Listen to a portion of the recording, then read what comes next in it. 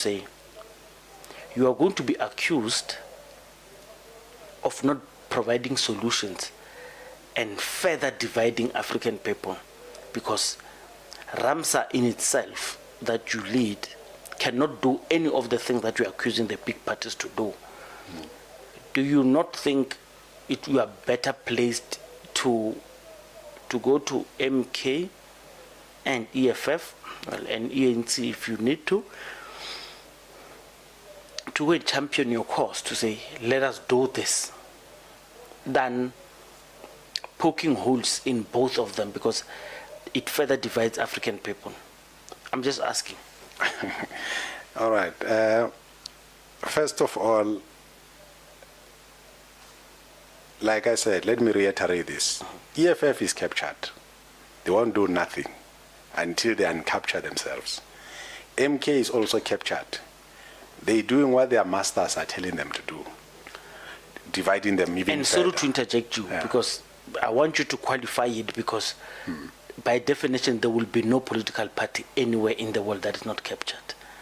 Because all political parties, there's no political party that can claim 100% self-funding. So, but I want to take it back to you so I don't interject. Yeah, but I want to clarify something here. First of all, like RMSA. RMSA is self-funded. Is funded by the people who are there. Most of us, we are working at the same time.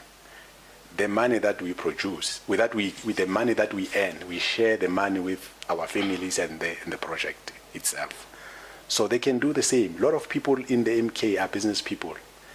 Some of them, they stole tenders, money of tenders.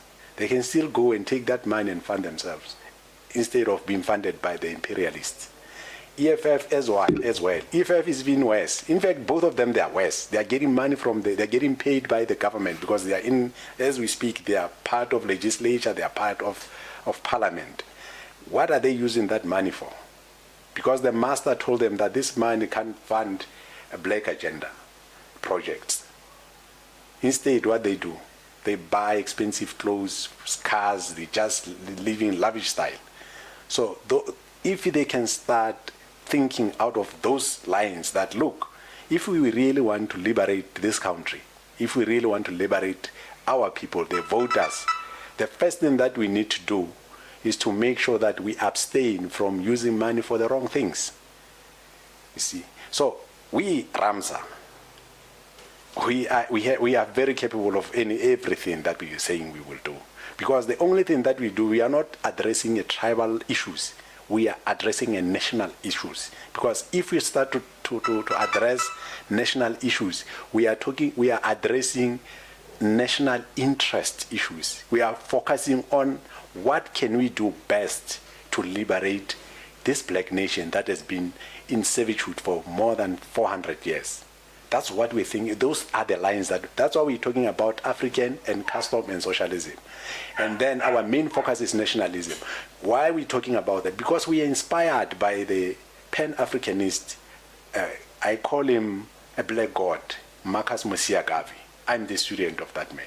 So, that leader. So, if we focusing on that and leaving this thing of tribalism and whatnot, I can assure you, black people will be better off. Black people will thrive. Burkina Faso, I can make an example about Burkina Faso. And Mali, Niger. Those Sahel countries, it's not a mistake what they're doing. They should be our example. They're supposed to be our example. We should follow in their footsteps. In fact, we're supposed to to join them to become one nation. In fact, to become alliance with each other. Because they are doing a great job. Mali, they don't even have a debt as we speak. Even Burkina Faso, they are about to pay off their debt. But this country continue to go to IMF, World Bank to do what? To make more and more decolor. For who? For our children, so that when they grow up, they can go and pay for this thing. And these Boma dollars, they will be dead by then. They won't be there. But they are busy creating more debt for their masters because they are thieves and thugs and psychopaths. So we don't want that. So these people, they must stop indebting us in a way that this thing is going to affect 3 generations from today. We don't need that. Black people, they need to unite. They must stop massaging politicians, because politicians are thugs. I'm glad you used the word politicians, because those Sahel leaders are not politicians. Exactly. They are not politicians, Exactly. and you are forcing to compare them with these South African and SADC politicians who are hell-bound on making sure that their own term of office, by the time it ends, they would have enriched themselves enough to go outside the national problems. So someone listening, they would of course say, Man General RT is naive to think or our political system could overthrow anything or even something akin to the Sahel regions. Those guys are blood brothers. Those guys are soldiers. Their thinking is not of someone who grew up in Kossas. They were fed ideology that they saw every day. So a career politician and an activist revolutionary are two different people. That's why it's very important for the people who are listening out there to be part of RMSA, because RMSA, we are on the road, our path. We are soldiers. We are not. But you can't feed those people. The reason people go to organized political parties and active politics, they want to be fed. Yours is you want people to feed RMSA, to capacitate RMSA to take power. So I'm not saying you won't attempt. I'm just saying, as an African man looking at what you're doing, you are in the wrong side of Africa. Your ideals are very noble, but you are on the southern tip of Africa, where in 1488, when the people came here for the first time, they decided this is what we are going to eat for time immemorial, and they have declared so. And that's why it's very difficult to even live outside South Africa. They call it colonization of a special type, and it's not by mistake. People like you are many, but they will be stopped.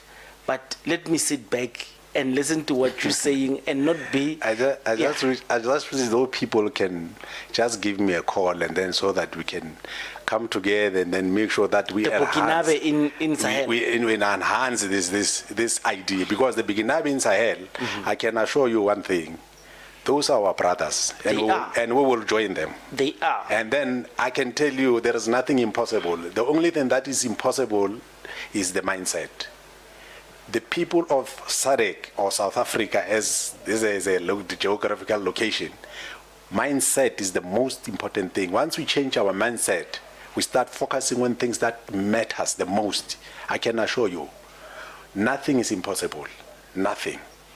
We only need to change our mindset. We need to stop behaving like everything is okay, even though we are bombarded by poverty, bombarded by all the ills that is thrown at us. We need to become the patriotic people. We need to become patriotism to our own country.